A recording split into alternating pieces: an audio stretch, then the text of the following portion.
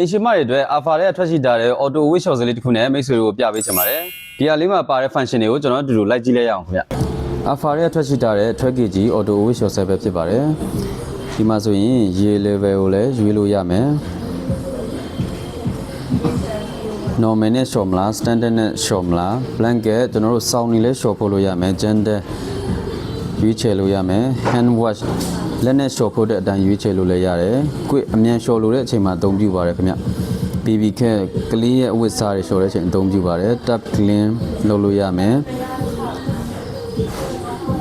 tap dry ပါမယ်ကျွန်တော်တို့ပြီးရင် water recycle ပါပါမယ်ဗျပြီးတူမှာဒီလေးခလုတ်လဲပါတယ် short မဲ့အချိန်ကိုတတ်မှတ်ပြီး short ခြင်းနေဆိုရင်လည်းရပါတယ်ဗျ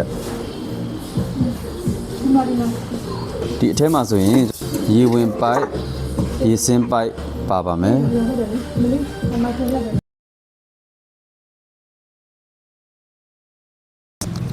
စပ်ပြန်မုံထဲခွက်လေးလဲပါမယ်